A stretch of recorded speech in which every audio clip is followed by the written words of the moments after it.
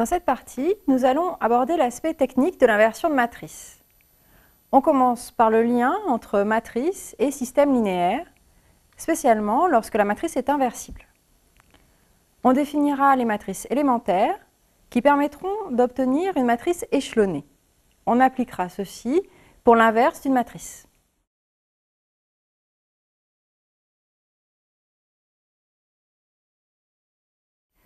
Considérons le système linéaire suivant. Il a n équations et P inconnus, les x1, x2 jusqu'à xp. Les coefficients sont les aij et les bi forment le second membre. De façon équivalente, on peut réécrire ce système sous forme matricielle, AX égale grand B. A est la matrice des coefficients du système. C'est une matrice à n lignes et P colonnes. Grand X est l'inconnu, c'est un vecteur colonne, c'est-à-dire une matrice de taille P fois 1. Grand B est le vecteur colonne du second membre, c'est une matrice de taille n fois 1. Le vecteur X est une solution du système, si et seulement si AX égale B. Rappelons un résultat vu précédemment. Un système d'équations linéaires n'a soit aucune solution, soit une unique solution, soit une infinité de solutions.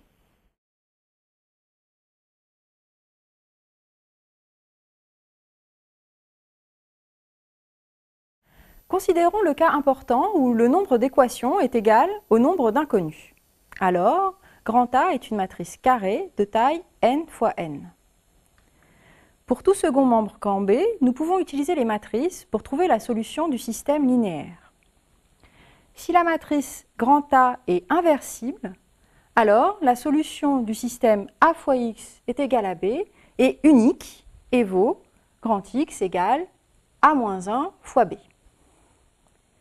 Pour le prouver, il suffit de multiplier l'égalité AX égale B à gauche par la matrice A-1. On obtient X égale A-1 fois B.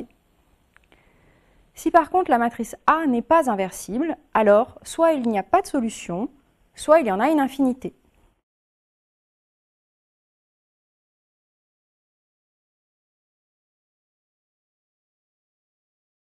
Pour calculer l'inverse d'une matrice grand A et aussi pour résoudre des systèmes linéaires, nous avons utilisé trois opérations élémentaires sur les lignes qui sont: on peut multiplier une ligne par un réel non nul ou un élément non nul du corps de base grand K.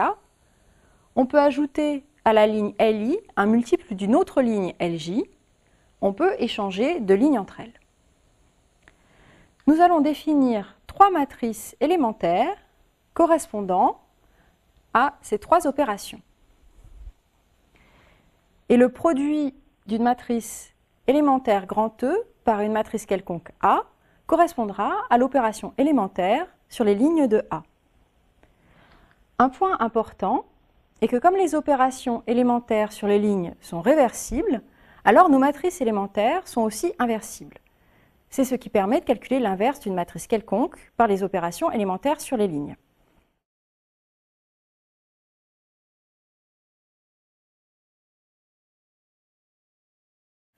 Reprenons chacune des opérations élémentaires en détail. Tout d'abord, LI devient lambda LI. On peut multiplier une ligne par un réel non nul. Définissons la matrice grand E de l'opération LI devient lambda LI.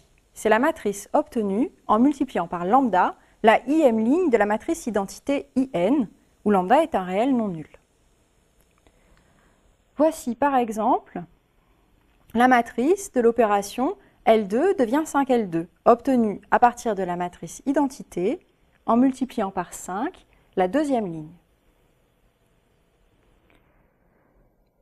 Si maintenant grand A est une matrice quelconque, alors par un petit calcul, on voit que la matrice grand E de LI devient lambda LI fois A et la matrice obtenue en multipliant par lambda la ième ligne de A. Voyons l'exemple de E de L2 devient 1/3 de L2 fois A, c'est-à-dire ce produit qui donne bien la matrice grand A avec la deuxième ligne multipliée par le facteur 1 tiers.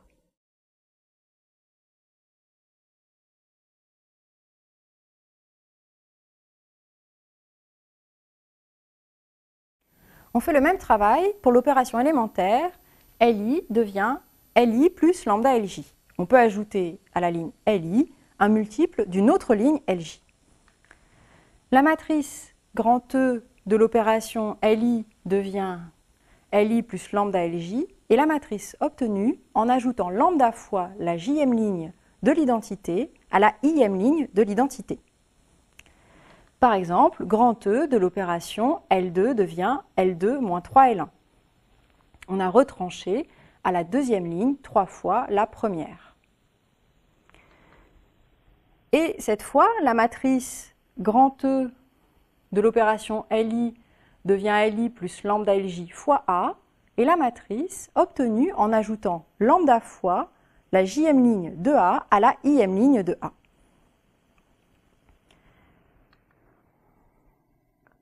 Grand E de L1 devient L1 moins 7L3 fois A, vaut ce produit. À la première ligne, on a retranché cette fois la troisième.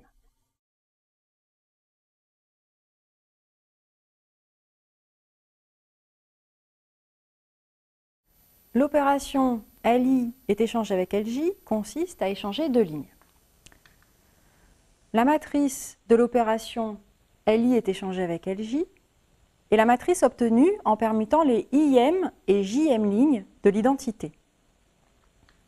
Ici, on a échangé les lignes 2 et 4.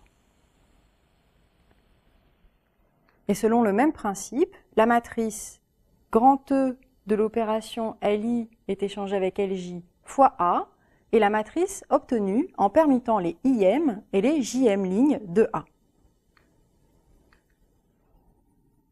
Ici, en multipliant à gauche par la matrice élémentaire de l'opération L2 est échangée avec L3, on permute les lignes 2 et 3 de la matrice grand A.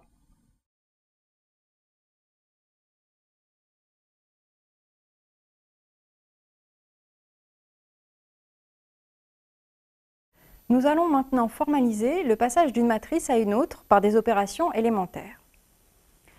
Deux matrices A et B sont dites équivalentes par ligne si on peut passer de l'une à l'autre par une suite d'opérations élémentaires sur les lignes. On note alors A est équivalent à B. Nous dirons d'une matrice quelconque qu'elle est échelonnée si le nombre de zéros commençant une ligne croît strictement ligne par ligne et s'arrête s'il n'y a plus que des zéros. Voici un exemple de matrice échelonnée. Les étoiles désignent des coefficients quelconques et les plus des coefficients non nuls. Chaque ligne commence bien par plus de 0 que la précédente. On dit d'une matrice qu'elle est échelonnée réduite si elle est échelonnée et si, en plus, le premier coefficient non nul de chaque ligne non nulle vaut 1 et c'est le seul élément non nul de sa colonne. Voici une matrice échelonnée réduite. Les étoiles désignent toujours des coefficients quelconques. Elle est bien échelonnée car chaque ligne commence par plus de 0 que la ligne précédente. Le premier coefficient non nul de chaque ligne vaut 1. Et au-dessus de ces 1, il n'y a que des zéros.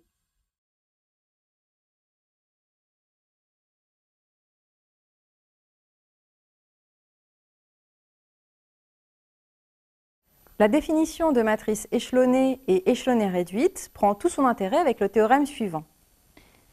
Théorème. Étant donné une matrice A, il existe une unique matrice échelonnée réduite U, obtenue à partir de A par des opérations élémentaires sur les lignes. Ce théorème permet donc de se ramener par des opérations élémentaires à des matrices dont la structure est beaucoup plus simple, les matrices échelonnées réduites.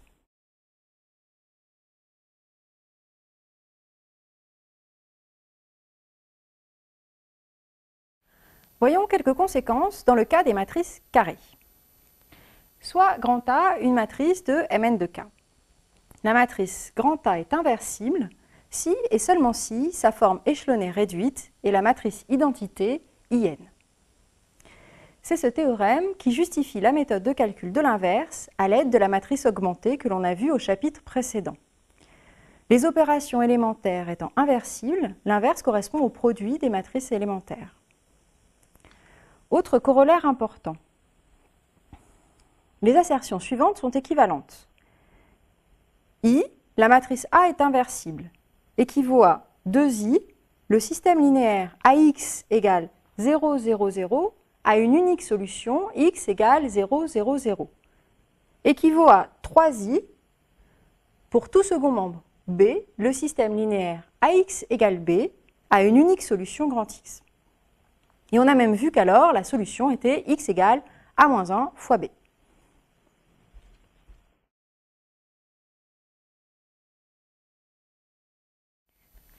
Le reste de cette vidéo est consacré à démontrer le théorème principal. Étant donné une matrice grand A, il existe une unique matrice échelonnée réduite grand U obtenue à partir de A par des opérations élémentaires sur les lignes. Nous admettons l'unicité. L'existence se démontre grâce à l'algorithme de Gauss. L'idée générale consiste à utiliser des substitutions de lignes pour placer des zéros là où il faut, de façon à créer d'abord une forme échelonnée, puis une forme échelonnée et réduite.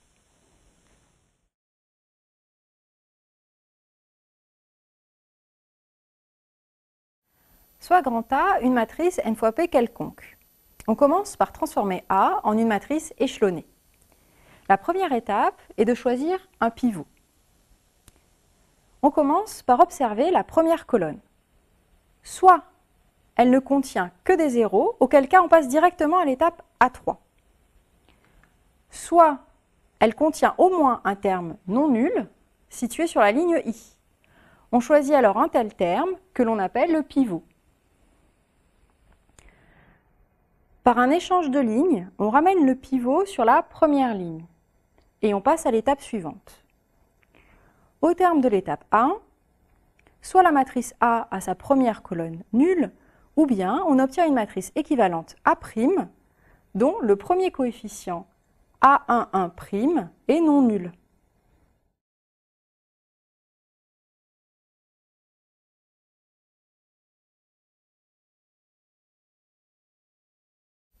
L'étape suivante consiste à faire apparaître des zéros sous le pivot. On ne touche plus à la ligne 1 et on utilise le pivot A11' pour éliminer tous les termes AI1' situés sous le pivot. Pour cela, il suffit de remplacer la ligne I par elle-même moins un facteur de la ligne 1. L2 est remplacé par L2 moins A21' sur A1' fois L1, L3 par L3 moins A3' sur A1' fois L1, etc. Au terme de l'étape A2, on a obtenu une matrice de cette forme, avec sur la première colonne un seul élément non nul.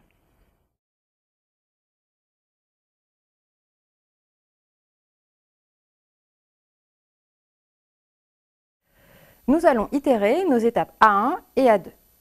Au début de l'étape A3, on a obtenu dans tous les cas de figure une matrice de cette forme, dont la première colonne est bien celle d'une matrice échelonnée. On va donc conserver cette première colonne. Si le coefficient A11' est non nul, on conserve aussi la première ligne. Et on recommence l'étape 1 en l'appliquant cette fois à cette matrice n-1 fois p-1 obtenue en oubliant la première ligne et la première colonne de A. Si par contre A11' égale 0, on repart avec l'étape A1 en l'appliquant à cette sous-matrice n fois p-1 obtenue en oubliant seulement la première colonne de A. Dans tous les cas, au terme de cette deuxième itération de la boucle, on aura obtenu une matrice de cette forme, dont les deux premières colonnes sont celles d'une matrice échelonnée. Et on continue ainsi de suite. Comme chaque itération de la boucle s'applique à une matrice qui a une colonne de moins que la précédente, alors, au bout d'O plus P-1 itération de la boucle, on aura obtenu une matrice échelonnée.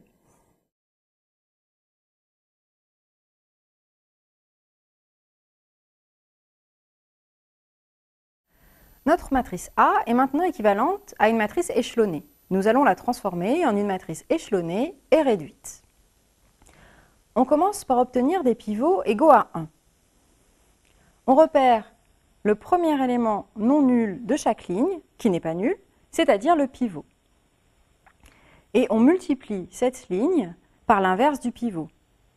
Exemple, si le pivot de la ligne I est alpha, alors on effectue la transformation LI devient 1 sur alpha LI. Ceci crée une matrice échelonnée avec des 1 en position de pivot. On fait de nouveau apparaître des zéros. On élimine les termes situés cette fois au-dessus des pivots, comme précédemment. Pour conserver le caractère échelonné de la matrice, on procède à partir du bas à droite de la matrice pour terminer en haut à gauche. On obtient bien une matrice équivalente à A qui est échelonnée et réduite.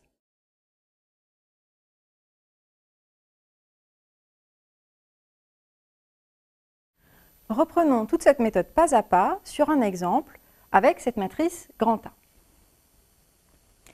Tout d'abord, on va passer à une forme échelonnée. Le choix du premier pivot est tout fait. On garde A1, égale 1. On fait maintenant apparaître des zéros sous ce pivot. On ne fait rien sur la ligne 2 qui contient déjà un 0 en bonne position. Et on remplace la ligne 3 par L3 plus L1. Et on obtient que la matrice grand A est équivalente à cette matrice. On passe à cette sous-matrice 2 fois 3. Le choix du pivot est tout fait, on garde A2, égale 2. On remplace la ligne 3 avec l'opération L3 devient L3 moins L2. Et on obtient que grand A est équivalente à cette matrice.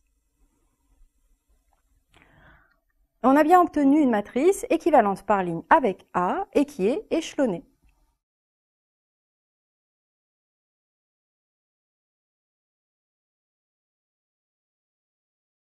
Nous avons obtenu une matrice échelonnée équivalente à notre matrice grand A.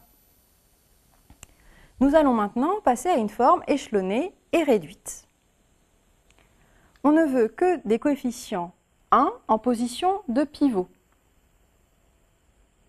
On multiplie la ligne 2 par 1,5 et la ligne 3 par moins 1,5. Et l'on obtient que la matrice grand A est équivalente à cette matrice. On veut en plus des zéros au-dessus des pivots. Pour ce qui concerne ce pivot-là, on ne touche plus à la ligne L3 et on remplace la ligne 2 par L2 moins 3L3 et la ligne 1 par L1 moins 4L3. On obtient que la matrice grand A est équivalente à cette matrice. Et pour ce qui concerne ce pivot-ci,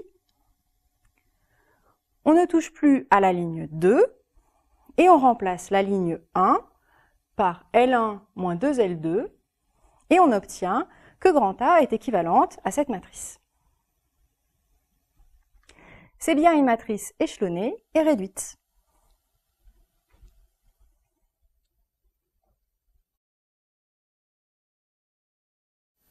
Comme d'habitude, terminez par des exercices pour assimiler les cours.